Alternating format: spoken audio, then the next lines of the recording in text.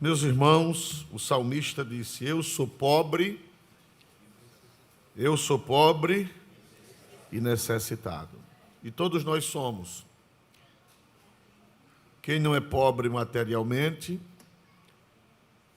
mas é pobre também porque a riqueza que tem dependeu de Deus. E quem é pobre espiritualmente é porque alguma coisa que tem depende de Deus também. Então somos pobres de todos os jeitos, de todas as maneiras. Nós somos pobres e necessitados e precisamos da ajuda de Deus. Meus irmãos, nesta manhã, com a ajuda do Senhor, nós estamos meditando na carta, a última carta das 7 igrejas da Ásia, que o Senhor mandou para aquelas igrejas. E nós meditamos que a última é a carta à igreja de Laodiceia. E essas cartas, elas foram propositais. A ordem foi a propósito do Espírito Santo. O Espírito Santo não estava à toa, como é impossível que ele esteja à toa, quando ele mandou fazer de Éfeso a Laodiceia. Não houve troca, não houve equívoco. E como nós vimos no último culto de ceia aqui de manhã, nós vimos que Laodiceia é a última igreja, é o retrato da igreja dos últimos dias. E nós meditamos na palavra do versículo 14, o anjo da igreja que está em Laodiceia escreve: isto diz o Amém, a testemunha fiel e verdadeira e o princípio da criação de Deus. Vale salientar que em vários lugares está escrito esta palavra, que Jesus, nós já meditamos nas outras, vamos meditar nessa, que Jesus é o princípio da criação de Deus. E as testemunhas de Jeová, eles pegam esse versículo e eles interpretam equivocadamente, dizendo que Jesus foi o primeiro criado por Deus. Mas a Escritura não está dizendo que Jesus foi o primeiro criado. A Escritura está dizendo que Jesus é o princípio da criação.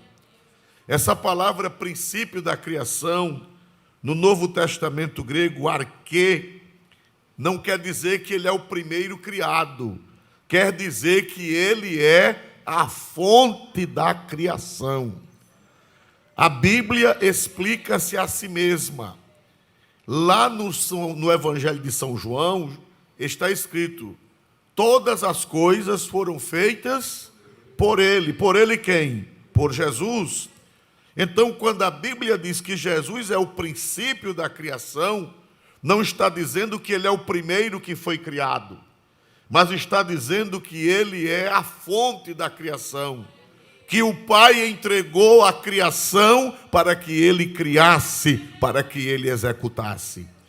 Então ele é o primogênito da criação, é o princípio da criação, porque todas as coisas foram feitas por ele, e sem ele, nada do que foi feito se fez. Ele não é a primeira criatura, ele é a fonte da criação. Bendito seja Deus. Então, meus amados irmãos, primeira coisa que eu aprendo é que Jesus não é o primeiro criado, mas ele é o arquê, de onde vem a palavra arquépto, que quer dizer arquétipo, que quer dizer que faz, que produz, que tem a ideia. Louvado seja o nome do Senhor para sempre. Então aqui a Bíblia diz: eu sei, versículo 15, eu sei as tuas obras. Outra coisa que eu aprendo aqui é que Jesus é onisciente. Glória a Deus. Assim como o Pai é onisciente, Jesus, o Filho, é onisciente e o Espírito Santo também é onisciente. Observe que lá em Salmo 139, falando do Espírito Santo, diz assim: para onde me irei do teu Espírito? Ou para onde fugirei da tua face? Se subir ao céu, tu aí estás. Se descer às profundezas do abismo, até ali a tua mão me guiará. Se voar, pegar as extremidades da alva e voar, até ali a tua mão me guiará. Jesus disse: eu sei as tuas obras. E no Novo Testamento grego, essa palavra eu sei é uma palavra só, oída. Glória a Deus. Jesus sabe de tudo. Por isso que Deus entregou a Jesus todo o julgamento. Eu não vou ler para não tomar tempo, mas na carta, no discurso de Paulo aos atenienses, ele disse que no dia do juízo, o Pai vai entregar todo o julgamento a Jesus. Diz que não é o Pai quem vai julgar o mundo, é interessante. Nem é o Pai quem vai julgar o mundo e nem é o Espírito Santo. Quem vai julgar o universo, quem vai julgar todos os homens, quem vai julgar os corações é o Senhor Jesus. Por isso que ele disse: eu sei as tuas obras. E ele não somente sabe as obras, mas ele sabe também o motivo que levou você a praticar aquelas obras. Ele conhece as obras, mas ele conhece também a fonte das obras. Ele conhece se você fez por amor, o motivo que lhe levou a praticar aquelas obras. É por isso que Jesus vai julgar com precisão. Jesus vai julgar com justiça. Glória a Deus para sempre e eternamente. Às vezes os homens não julgam bem. Às vezes as opiniões dos homens a seu respeito, a nosso respeito, elas são erradas. Eu estou meditando numa palavra que eu preguei quarta-feira de manhã aqui na reunião do ministério, na reunião da Comadal, e eu falei que morreu um homem chamado Naás. Está na Bíblia, está em 2 Samuel, capítulo de número 10. Morreu um homem chamado Naás. E ele era amigo de Davi, era um rei dos amonitas. Ele era amigo de Davi. E Davi não pôde ir para o enterro e depois mandou uma delegação, mandou príncipes fazerem uma visita ao filho de Naás, o órfão, que já era um homem feito, e mandou uma delegação fazer uma visita de condolências. Porque Davi amava Naás, era um amigo. E quando a comissão de Davi chegou lá, o povo da cidade disse assim, os príncipes de lá da terra, disse ao rei Anum, o nome do rei agora era Anum, o príncipe herdeiro, disse: Anum, Davi mandou esse povo aqui, não foi para fazer condolências, não foi para ter pena de você.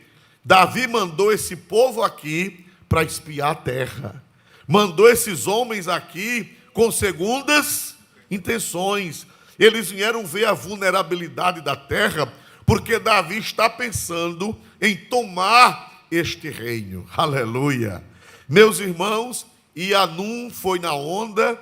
Anum, o rapaz herdeiro, o príncipe herdeiro, foi na onda daqueles que disseram isto e mandou rapar a barba dos emissários de Davi, da comissão, da comitiva, mandou rapar a barba pela metade, que era a maior afronta que se poderia fazer a alguém naquela cultura, e mandou cortar a roupa deles até a altura das nádegas. Irmãos, deixar uma pessoa com a metade da barba raspada e a roupa, a túnica cortada até a altura das nádegas, era a maior afronta que se poderia fazer a alguém. Até hoje, né, irmão? Já pensou você ir fazer uma visita e a pessoa cortar a sua roupa e você sair para casa com as nádegas de fora? Foi o que eles fizeram, porque eles interpretaram mal a atitude de quem, meus amados irmãos?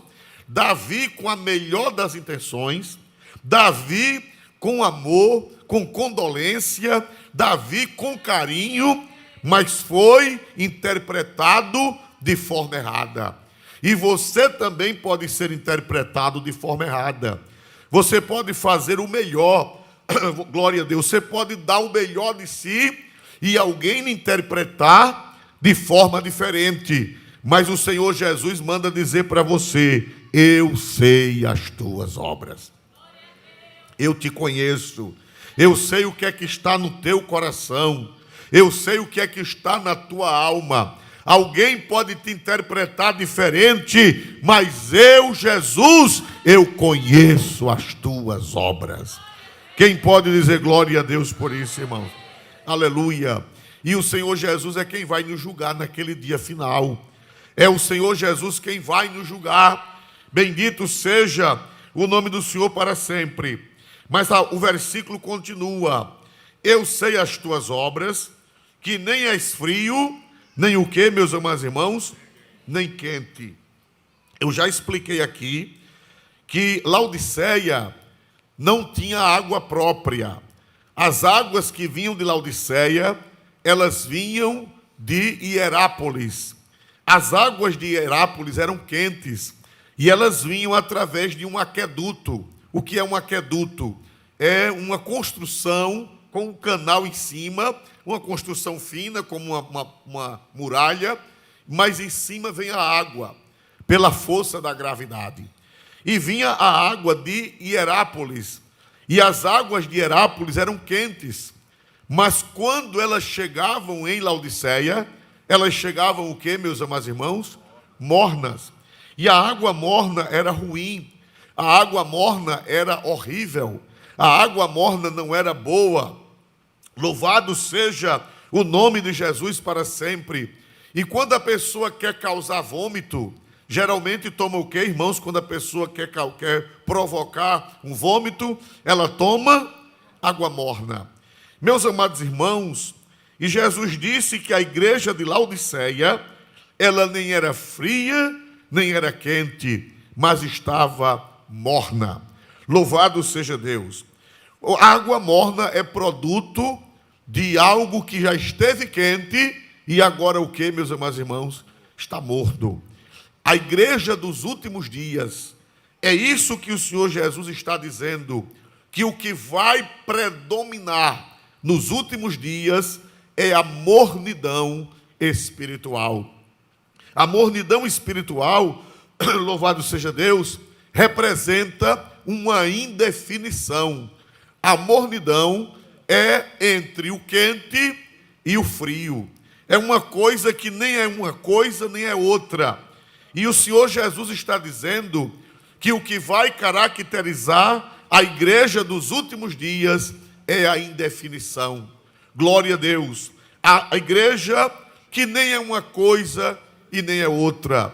Tem a Bíblia, tem o culto, tem a ceia, tem o batismo, tem tanta coisa, tem a liturgia, tem os grupos, tem os corais, tem as orquestras, tem os conjuntos, louvado seja Deus, mas não tem mais aquele fervor, aquele fogo, aquele amor, aquela devoção, aquela dedicação a Cristo, aquela consagração. Então Jesus disse que o que vai caracterizar a igreja dos últimos dias é a mornidão espiritual ou a indefinição. Louvado seja o nome do Senhor para sempre. A devoção a Deus, o amor a Deus, a consagração a Deus, o querer fazer a vontade de Deus não vai caracterizar a igreja dos últimos dias. Louvado seja o nome do Senhor Jesus para sempre. É uma igreja que tem a aparência de piedade. Glória a Deus. Eu gostaria que colocasse na tela 2 Tessalonicenses, capítulo 3, versículo 5. Louvado seja Deus para sempre. 2 Tessalonicenses 3 e 5. Então eu me equivoquei. Glória a Deus. O Senhor vos encaminhe. Aliás, 2 Timóteo, irmãos, perdão, foi um erro de digitação. 2 Timóteo 3 e 5. Glória a Deus. Por favor, coloque aí. Tendo aparência de que, irmão? De piedade. Mas negando o que, irmãos? A eficácia delas. E Paulo está falando dos últimos dias. Paulo está dizendo que nos últimos dias vai haver aparência de piedade. A palavra piedade significa religiosidade, religião. Significa um coração voltado para a religião, um coração voltado para as coisas aparentemente espirituais. Paulo disse, tendo aparência de piedade, mas negando o que, meus irmãos? A eficácia. O que é um remédio ineficaz? Me ajudem, por favor. O que é um medicamento ineficaz? É um medicamento que você toma, mas ele não produz o efeito necessário.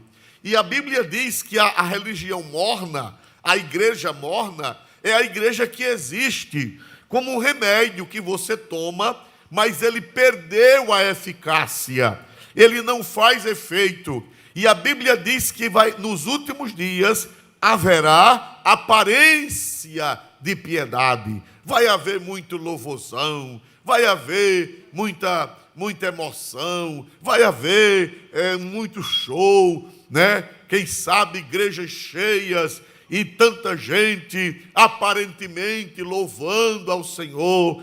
É isso que Paulo está dizendo, aparência de piedade. Glória a Deus, muita gente com as mãos para cima e até a lágrima descendo, louvado seja Deus. Mas o importante da religião não é a aparência. O importante da religião é o que, meus amados irmãos?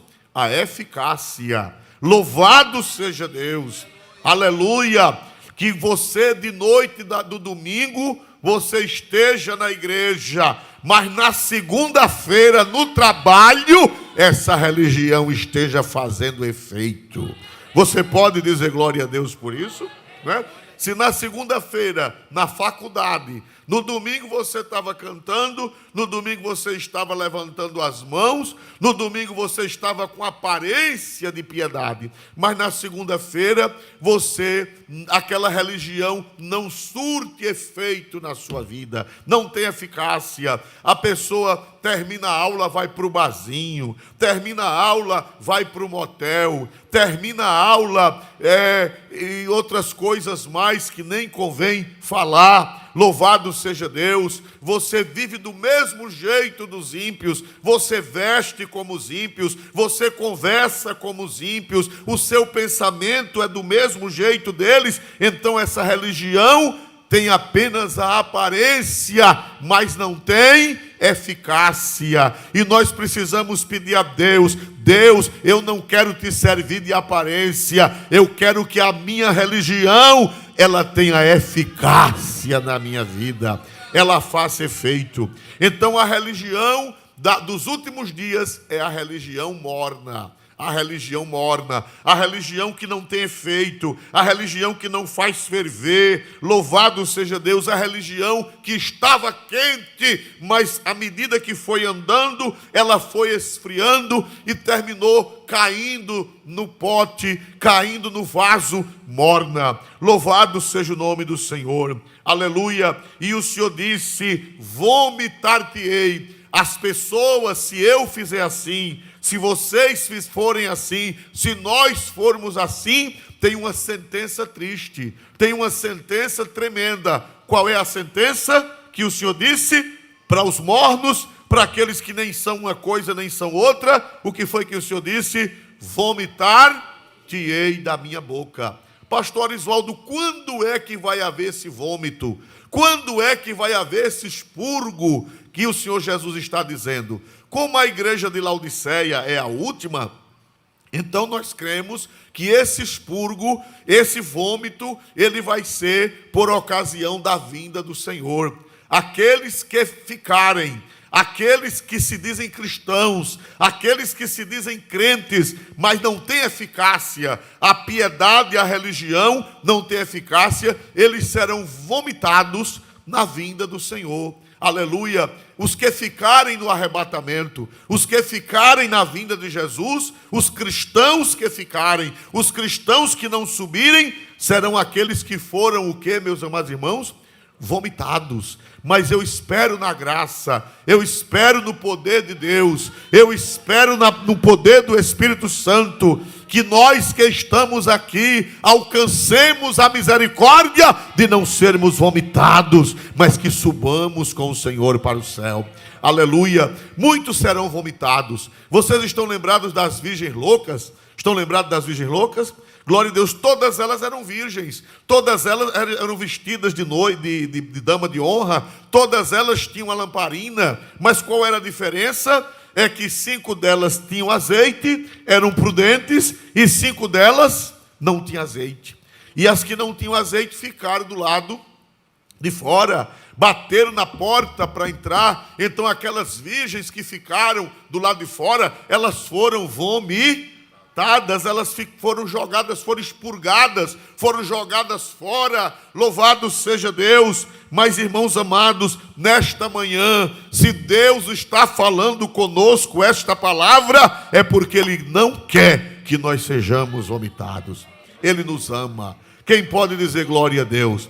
E eu quero, mais na frente, eu vou mostrar para vocês que Jesus é tão maravilhoso que Ele trabalha na vida da igreja de Laodiceia, para que o mínimo possível seja vomitado, o mínimo de gente possível seja vomitado. Não vai dar tempo, talvez hoje, de nós entrarmos nos detalhes, glória a Deus, mas o Senhor Jesus, na igreja de Laodiceia, Ele trabalha de uma forma gloriosa para evitar que nós sejamos vomitados. Irmão, só vai ser vomitado quem quer ser vomitado. Porque o Senhor é bom, o Senhor é maravilhoso, o Senhor Ele trabalha, o Senhor Ele opera, o Senhor Ele age, o Senhor Ele faz de tudo para não nos vomitar, irmãos. Porque o Senhor é benigno. Está escrito na Bíblia que o Senhor é benigno. A Bíblia diz que o Senhor não quer que ninguém se perca. Está na Bíblia, o Senhor não quer que ninguém se perca, mas que todos venham a arrepender-se. Esta palavra que Deus está mandando nesta manhã, por que Deus está mandando esta palavra? Não é porque o pastor Oswaldo quer, não. É a guia do Espírito, é a direção de Deus, porque o Senhor no arrebatamento, Ele não quer que você seja vomitado, mas Ele quer que você seja levado para o céu. Aleluia. Ele disse aqui na sua palavra: porque nem és frio nem quente, vomitar-te-ei da minha boca. Aleluia. Meus amados irmãos, mas qual era a maior tragédia de Laodiceia? Qual era a maior desgraça de Laodiceia? A maior desgraça de Laodiceia está no versículo 17. Eu gostaria que vocês lessem, por gentileza, versículo 17. 1, 2, 3. Como dizes, rico sou e estou enriquecido, e de nada tenho falta, e não sabes que és um desgraçado, e miserável, e pobre, e cego, e nu. Olha, irmãos, a tragédia de Laodiceia não era nem estar morna. A tragédia de Laodiceia e a tragédia da igreja de hoje é a indolência. Meus irmãos, eu já ouvi essa palavra tantas vezes. Eu, desde menino, que eu ouço essa palavra indolência, mas eu não sabia o significado. E quando foi agora há poucos dias, eu fui procurar a etimologia da palavra indolência, e a palavra indolência quer dizer a pessoa que perdeu a capacidade de sentir dor. Glória a Deus. Indolência quer dizer a pessoa que perdeu a capacidade de sentir dor. Quer dizer, uma pessoa sem sensibilidade. É um anestesiado. Por exemplo, uma pessoa anestesiada, ela está em estado de indolência, porque ela não... Por isso que o médico corta, o médico, como dizia minha avó, destripa, e a pessoa não sente nada. Não é verdade, irmãos? Porque a anestesia deixou aquela pessoa em estado de indolência. Aleluia! E, meus amados irmãos, o pior de Laodiceia não era a mornidão. O pior de Laodiceia não era a pobreza espiritual. O pior de Laodiceia é que ela dizia: rico sou e estou enriquecido, e de nada tenho o quê, meus amados irmãos? Tenho falta. A pior desgraça da última igreja, da igreja dos últimos dias, é a indolência. É a pessoa estar insensível. Louvado seja Deus, está num estado deplorável, num estado de pobreza espiritual, num estado de falta de poder, de falta de vida, de falta de unção, de falta de graça, de falta de tudo, e achar que está bem. Esse é o problema da igreja. Você sabe como é que começa a vitória da igreja? A vitória da igreja começa quando a igreja começa a sentir a sua necessidade. Aleluia. É quando o crente começa a dizer: meu Deus, eu não estou como eu deveria ser. Meu Deus, é quando ele começa a se inquietar. Quando você começa a se inquietar, é sinal que a anestesia está o quê? A anestesia está passando. Glória a Deus. Aleluia. Senhor, eu preciso mais de Ti. Senhor, eu preciso da Tua graça. Senhor, eu preciso ser cheio ou cheia do Espírito Santo. Senhor, eu não estou conformado com a minha vida espiritual. Aí você está despertando do sono da indolência. Qual era o problema de Laodiceia? Laodiceia estava numa situação deplorável e dizia: rico sou, e estou enriquecido, estou abastado, e de nada o que, meus amados irmãos? Tenho falta, eu estou bem, eu não tenho falta de nada. Louvado seja o nome do Senhor. Eu não tenho precisão de nada. Eu estou bem com essa vidinha, eu estou bem com essa pobreza espiritual, eu estou rico. Porque Laodiceia, irmão, tinha riquezas materiais. Se você não sabe, Laodiceia, das 7 igrejas da Ásia, era a mais rica. Laodiceia era a sede dos banqueiros. Se você não sabe, fique sabendo, Laodiceia era a sede dos banqueiros. Os bancos do mundo oriental era como se fosse a Nova York dos dias atuais. Era como se fosse o Chicago dos dias atuais. Todos os banqueiros, todas as pessoas ricas, é como se fosse hoje a Suíça. É como se fosse hoje os bancos suíços. Glória a Deus. Toda a riqueza do mundo oriental era concentrada em Laodiceia. Eles tinham bancos, evidentemente que não eram os bancos no conceito que temos hoje, mas já eram bancos. Eles tinham ouro. A moeda corrente em Laodiceia era ouro. Eles guardavam ouro, eles tinham subterrâneos que protegiam de ladrões, edifícios subterrâneos. Quem tinha muito ouro, então guardava nos bancos de Laodiceia. Irmãos, a cidade de Laodiceia era tão rica, a cidade de Laodiceia era tão abastada, que houve um terremoto e naquele tempo o Império Romano oferecia recursos às cidades que fossem atingidas por uma tragédia, por um enchente, por um terremoto. O Império Romano dispensava uma verba para reconstruir a cidade. E Laodiceia, irmão, teve um terremoto e os moradores de Laodiceia dispensaram o recurso do Império Romano. Eles mesmos tiveram orgulho de dizer: nós não precisamos de Roma, nós não precisamos do Império, porque nós temos dinheiro suficiente para nós reconstruirmos a nossa cidade. E esse orgulho entrou na igreja. Irmão, riqueza é coisa boa. Riqueza é coisa boa. Quem é que não gostaria de ser rico? Mas a riqueza, ela traz problema, irmão. A riqueza geralmente traz frieza espiritual. Geralmente. Não, nem todos, porque Jó era o homem mais rico do Oriente, mas era crente, e mais crente do que a gente.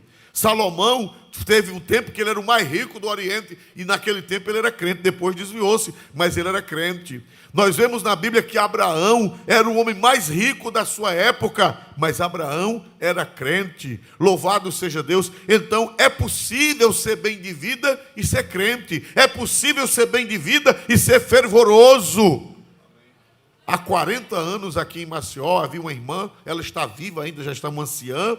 Era uma família que tinha aqui em Maceió, que eu não vou citar o nome, muitos irmãos conhecem, ela esteve aqui há poucos dias no culto, e aquela irmã era riquíssima, e naquele tempo eu não sei de que era que eles trabalhavam, mas eu fui na casa deles uma vez, um apartamento, isso há 40 anos era uma raridade, um apartamento de luxo, glória a Deus. Eu acho que era o mais luxuoso apartamento aqui de Maceió naquela época. Os melhores carros eles tinham, mas essa família era dedicada a Deus, essa família era de oração, a mulher era profeta. Dia de domingo, ela pegava o carro, enchia de cesta básica, ia procurar pessoas necessitadas, o carro era cheio de Bíblia, e evangelizava, e era uma mulher que tinha dons espirituais, ainda hoje tem, é um anciã, até hoje tem dons espirituais, mas já não são mais ricos como eram.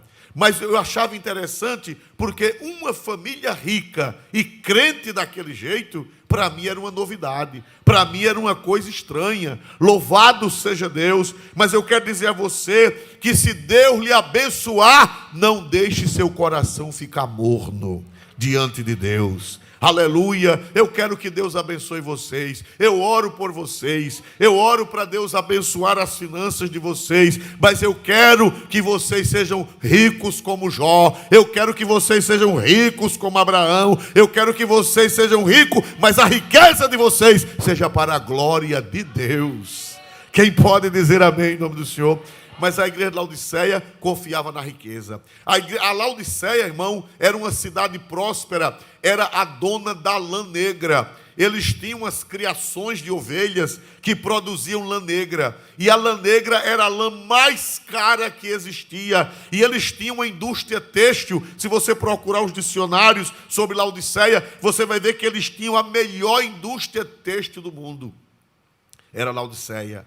E eles também tinham o colírio, um pó frígio que eles colocavam no olho. Você depois procure no Google, pó frígio, glória a Deus, que era um colírio que eles colocavam no olho e as pessoas eram curadas de todas as doenças da vista, da visão. Então eles eram muito orgulhosos e eles deixaram o amor esfriar, eles deixaram a devoção esfriar. Irmão, eu peço a Deus, eu jovens, eu olho para vocês, eu quero que vocês cresçam, glória a Deus. Eu quero que vocês prosperem, eu quero que vocês estudem, eu quero que vocês sejam grandes em todas as áreas da vida, cada um na sua vocação, cada um na sua chamada, no seu talento. Eu quero que vocês sejam empresários, juízes, médicos, da área de saúde, enfermeiros, enfermeiras, chefes ou auxiliares, não sei. Eu quero que vocês sejam empresários, eu quero que vocês sejam policiais de alto escalão, que vocês sejam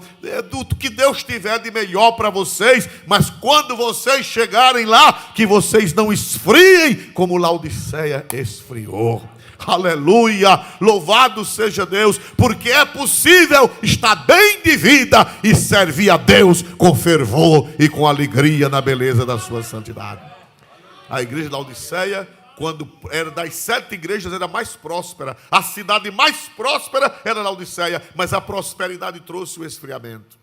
Eu conversei com um crente da Suécia, e um presbítero da igreja da Suécia, e ele me disse: pastor, até os anos 60, depois da Segunda Guerra Mundial, a nossa igreja era fervorosa. Eu estive lá, e o pastor Mengato esteve comigo, e o presbítero, aquele presbítero que falava espanhol, ele nos explicou que até os anos 60, a igreja da Suécia mandava missionários, a igreja da Suécia mandava obreiros, a igreja tinha dons, a igreja tinha o dom de profecia, a igreja tinha o dom de línguas, a igreja evangelizava, a igreja tinha o amor, a igreja tinha a santidade. Eu tenho fotografia em casa da igreja da Suécia até os anos 70, a igreja cheia, dia de domingo, a igreja cheia, e lá tinha uma cultura naquela época que as irmãs, as senhoras casadas, elas usavam roupas escuras e usavam chapéus daquela época. Louvado seja o nome do Senhor. Meus amados irmãos, uma igreja linda, mas o presbítero disse que depois dos anos 60, a Suécia começou a prosperar, a Suécia começou a crescer, a Suécia começou a desenvolver, e o resultado foi que a igreja foi esfriando. Aleluia! A igreja foi arrefecendo, a igreja foi ficando morna, mas eu confio no Deus da graça, que você pode crescer, que você pode prosperar, mas você não precisa esfriar, você não precisa ficar morno. Quem crê que pode haver esse milagre? Quem crê, diga glória para Deus nessa hora, irmão. Deus quer lhe abençoar, mas você não pode ficar morno como a igreja de Laodiceia. Quero que vocês prosperem, mas vocês nunca digam rico sou e estou enriquecido e de nada tenho falta. Nunca diga isso, porque nós somos, o salmista disse, eu sou pobre e o que, meus irmãos e irmãos? Ele disse, eu sou pobre e o que, meus irmãos e irmãos? Necessitado. Aleluia. Glória seja dada a Cristo.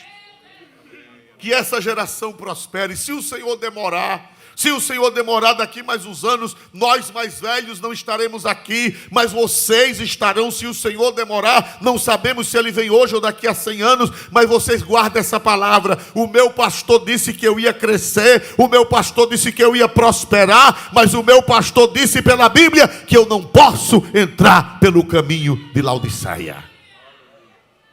A mornidão espiritual. A prosperidade trouxe a mornidão. A pessoa deixa de orar, a pessoa deixa de buscar, mas Abraão deixou de orar. A Bíblia diz que Abraão era rico em ouro, Abraão era rico em prata, Abraão era rico em gado, Abraão era rico em servos e servas, em camelos. Abraão era rico, mas todo dia, o que era que Abraão fazia? Todo dia Abraão oferecia o que a Deus, irmãos? Sacrifício. E Jó, vocês estão lembrados de Jó? Os filhos de Jó eram ricos, o pai era rico e eles eram ricos por tabela. Os filhos só viviam de farra. Vocês estão lembrados? A Bíblia diz que os filhos de Jó só viviam fazendo festa. Mas a Bíblia diz que de madrugada o rico Jó se levantava um altar e oferecia sacrifício por eles. Jó se levantava de madrugada sendo rico. E oferecia o que, irmãos? O homem mais rico do Oriente levantava de madrugada para oferecer sacrifícios a Deus. Já os filhos, que eram ricos também por tabela, porque o pai era rico, o negócio deles era comer, beber e farriar. Glória a Deus, os filhos de Jó, a Bíblia diz que eles inventavam festa. Todo dia eles inventavam uma festa. Um dia era na casa de um, outro dia na casa de outro. Eram 7 homens e quantas mulheres? 3 mulheres. 10 farristas, glória a Jesus. Não é pecado comer um churrasco. Não é pecado chamar a família para comer um churrasco. Não é pecado fazer uma feijoada. Não é pecado, aleluia, fazer um lazer. Não é pecado, mas que isso não venha sufocar o fervor espiritual. Quem pode dizer glória para Deus, irmãos? Aleluia, aleluia, aleluia. Não é pecado matar uma galinha caipira e dizer, uma não, mate logo umas 5, glória a Jesus, aleluia. Se chamar a mocidade, dê umas 20, glória a Deus nas alturas do céu. Pastor, eu posso matar uma galinha caipira, comprar uns refrigerantes e a gente fazer? Pode, não é pecado não. Mas o problema, irmão, é que isso não venha sufocar, aleluia. Aleluia, a igreja de Laodiceia dizia rico sou, o anjo de Laodiceia dizia rico sou e estou enriquecido e de nada tenho o que, meus irmãos? Tenho falta. Mas o Senhor disse, não sabes que és o que, irmão? Não sabes, está aí na tela, não sabes que és o que, irmãos? Desgraçado, que mais? Miserável, que mais?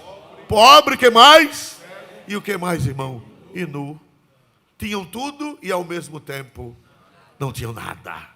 Aleluia, oh glória a Deus, oh glória a Deus, mas Deus está falando nesta manhã, e a palavra de Deus permanece para sempre. Nós morremos, mas a palavra de Deus não morre, ela permanece. Toda a carne é como a erva, e toda a glória do homem é como a flor da erva. Seca-se a erva e cai a sua flor, mas a palavra do nosso Deus subsiste eternamente. Que nesta manhã nós nos acordemos, que nesta manhã nós saiamos do sono da O que é indolência? Eu quero que vocês levem isso gravado no coração. A etimologia da palavra indolência quer dizer aquele que perdeu a capacidade de o quê? Sentir. Indolência. Pastor, eu estou pobre, mas eu estou desejando buscar. Pastor, eu estou sentindo o desejo de buscar. É sinal que o sono da indolência está o quê? Se você já está sentindo o desejo, se você já está sentindo necessidade, é sinal que o sono da indolência está o quê, irmão? Você está acordando da anestesia. Glória a Deus, a igreja de Laodiceia estava anestesiada. A igreja de Laodiceia estava dormindo.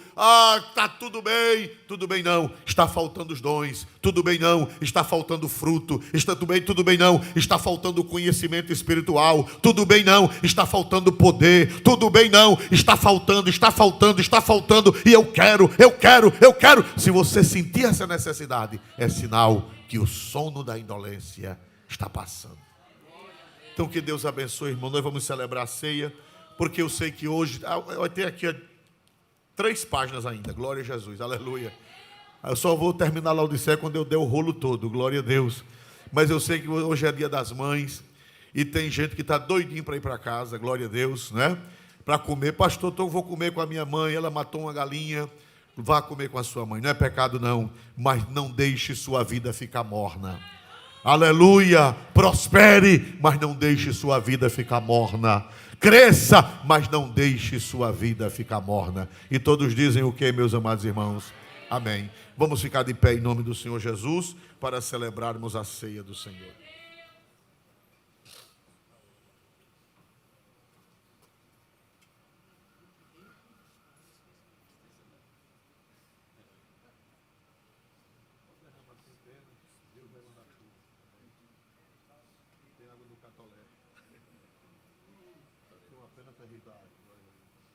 Amém. Ô irmão, vamos celebrar a ceia do Senhor. Eu ouvi uma pessoa essa semana dizendo uma loucura, dizendo que não existe ceia. Uma pessoa que já foi crente, já foi pastor de outra denominação e hoje apostatou da fé. Ele hoje anda ensinando tanta heresia, ele hoje anda ensinando o povo a se afastar da igreja, ele hoje anda cuspindo no prato que comeu. E ele chegou a dizer que não tem para que celebrar ceia. Ele disse que toda vez que ele come um prato de feijão e farinha e carne, ele diz que a ceia dele é aquela. E eu digo, meu Deus, uma pessoa que já foi pastor dizer uma coisa dessa. Jesus disse, fazei isto em memória de mim. Quando você come feijão e farinha, não é lembrando do Calvário. Quando você come uma macarronada, não é lembrando do Calvário. Jesus disse fazer isto em memória. Isso aqui é um ato sagrado mandado por nosso Senhor Jesus Cristo. E ele disse, até quando? Até que eu venha. Enquanto ele não vier, nós vamos relembrar da sua crucificação, da sua morte, do preço que ele pagou para que nós fôssemos salvos. Quem pode dizer amém? O Senhor Jesus, na noite que foi traído, havendo tomado o pão em suas mãos, deu graças. E havendo dado graças, o partiu e o deu aos seus discípulos, dizendo, tomai e comei todos vós, isto é meu corpo, que é partido por vós, fazei isto em memória de mim.